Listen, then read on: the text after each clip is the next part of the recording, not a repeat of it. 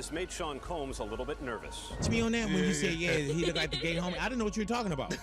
If you No, I wouldn't go to... Do you think this might be too early? Diddy walked into that courtroom, calm, composed, ready to face whatever was coming his way.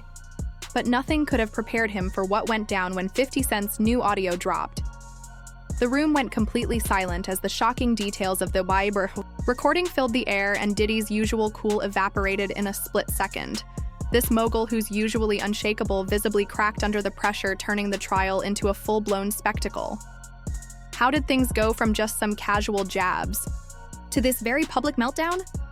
Diddy Combs walked into the courtroom yesterday wearing a sweater over a white-collared shirt and gray slacks. He hugged his attorneys when he got in. The tension in the room skyrocketed the moment Sean Diddy Combs stepped in.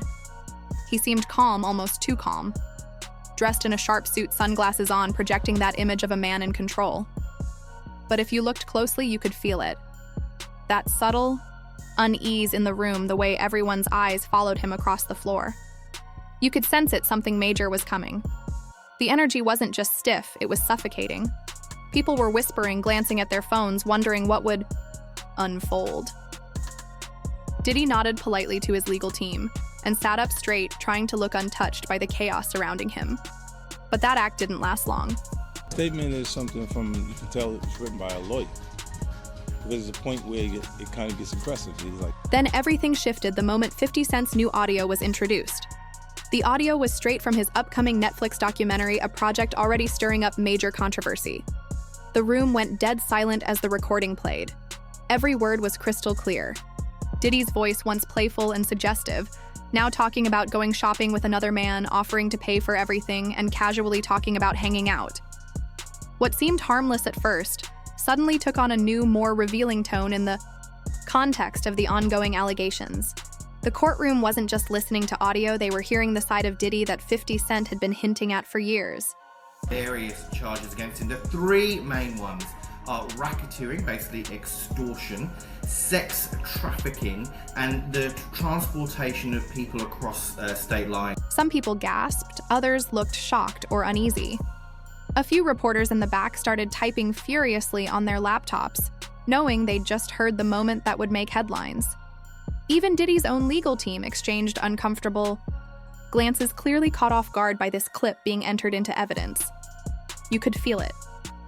The calm was shattered, and every single eye in the room turned to Diddy. At first, he just stared ahead, no reaction, no blinking. But as the audio kept playing, the tension started showing. His jaw tightened, his hands gripped the table a bit too hard, and then boom, he snapped. He stood up, shouting in a jumbled, furious, and defensive tone.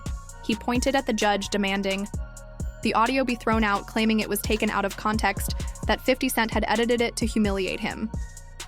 The judge called for order. His lawyers rushed to steady him, but it was too late. His composure was gone. Will you go out to the prison and will you visit him just for funsies? I don't know. Look, because think of it. Right now, he can feel like I'm his enemy. Wait, right now, what? Yeah, why would you feel that way? I mean, I'm not his enemy, the federal government. 50 Cent isn't just sitting back watching the drama unfold, he's throwing gasoline on the fire. His Netflix documentary, which features that now infamous audio of Diddy, wasn't just some casual project. Nah, this was a masterstroke. 50 knew exactly what he was doing. The doc dropped at the perfect moment, right when Diddy's legal troubles were peaking. The timing intentional. This wasn't just a coincidence, it was pure strategy. But I don't have that thing where we ain't had no thing. I wasn't sending nothing at him, big. If it was on the street side like that, we would be actively doing things to each other. As the producer and narrator of the doc, 50 made sure this wasn't just about Diddy's rise to fame or legacy. No, this was about exposing layers of the man that the public didn't know and probably didn't want to. The stories that had been quietly circulating for years. Now they were out in the open. But the real bombshell came with that private audio recorded during what seemed like a chill conversation. What sounded like harmless banter at first? Nah, it became way more than that. This wasn't just a recording, it was the Diddy 50 has been talking about for years. And it's exactly what 50 intended. Sure, people can call him a troll or a marketing genius, but in this documentary, he's not just getting back at Diddy, he's making sure the world hears what's been kept behind closed. doors. Now, Fifth, when you continuously call Puff gay, does that affect No. your relationships in Hollywood? I don't call him gay. I said, Let me read it, Okay, read it. Fifth. You could call it a vendetta, and you wouldn't be wrong. But honestly, this feels like 50 Cent wants to expose something much deeper, something the industry has been hiding for far too long. Yeah, he's using the doc as a weapon, but it's also a mirror showing the truth. And whether you love him or hate him, it's working. The fact that the court accepted this audio as evidence, that's huge. This wasn't just a random conversation, it was a raw, unfiltered glimpse into Diddy's real side, the one fans rarely see. And the more it played out, the clearer it got. Diddy wasn't just making weird comments, he was stepping over some serious lines. 8 celebrities, 6 men and 2 women. How many of those 8 celebrities were close to being underage or potentially underage? 2 males. Now the prosecution has an unexpected advantage. They've got real hard-hitting evidence to use against Diddy. They're no longer relying on rumors or vague accusations. The audio isn't just one awkward remark, it paints a pattern of toxic behavior and manipulation. This isn't just about a personal beef anymore. It's a larger issue, one that the court can no longer ignore. With this audio in play, Diddy's carefully crafted image is in serious jeopardy. What was once dismissed as hearsay now has concrete proof. And the defense, they're scrambling to cover it up. Could be a life sentence. The sex trafficking is 15 years minimum, and the transportation for prostitution purposes is 10 years minimum. So the legal fallout from this was massive. Diddy's credibility straight up wrecked. His defense team scrambled to make sense of the audio, but no amount of spin could change what everyone just heard.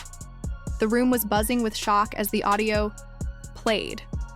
It was clear Diddy's position in the trial was seriously compromised. The defense's weak attempts to brush off the audio only made them seem desperate, and all it did was turn the spotlight back on the prosecution. Diddy's legal team tried to quickly cover up the damage, releasing a statement that seemed more like damage control than a solid defense. They tried to claim the recording was taken out of context, that it didn't reflect Diddy's true intentions. But by the time the courtroom had settled, the damage was already done. That raw, unfiltered audio didn't leave much room for doubt. And when the media caught wind of the outburst in court, it blew up. Every outlet, blog, and entertainment site covered it. The audio became the centerpiece of nearly every report.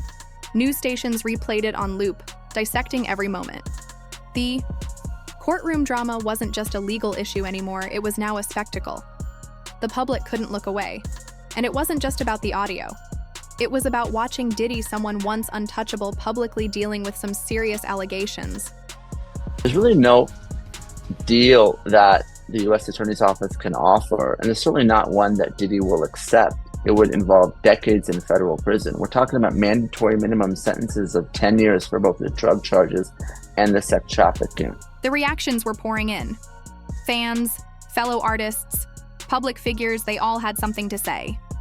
Supporters of Diddy immediately dug in their heels, brushing off the audio as just another attack from his haters. These diehard fans refused to believe their idol could be involved in anything shady. But on the flip side, some fans were left heartbroken. They saw the leaked clip as proof of everything they had long suspected. For them, this wasn't just about Diddy's trial. It was about the pain of watching someone they looked up to get dragged into scandal. These fans took to social media, airing their shock and frustration.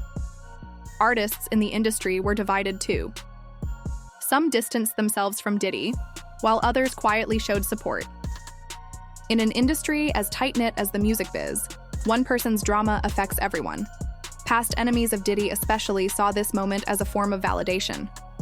Meanwhile, others who had closer ties to him were more cautious in their comments, uncertain of how deep the situation might go. And how much detail he could go into about his testimony. And because the 8 people in the videos, the 8 celebrities in the videos were allegedly victims of sex crimes, we know who they are, but we will not be naming them. Social media went into overdrive once the news broke. Twitter, Instagram, and TikTok were flooded with reactions, memes, videos, and bold opinions filled everyone's feeds. People from all walks of life had something to say, whether they were analyzing the audio or cracking jokes. Instant reactions spread like wildfire, with every tweet or post adding more fuel to the fire. In today's fast-paced digital world, news spreads quickly, and the buzz surrounding Diddy's courtroom meltdown didn't stop. The media kept the story at the top of the headlines, feeding off the viral reactions and keeping the drama front and center in public discourse. The rivalry between Diddy and 50 Cent. That's been simmering for nearly 2 decades. It all started back in the mid-2000s when 50 Cent launched his first public attack on Diddy, making it crystal clear he had no respect for the mogul. At that time, 50 was on top of the world, dominating the charts, while Diddy was already an established figure in hip-hop.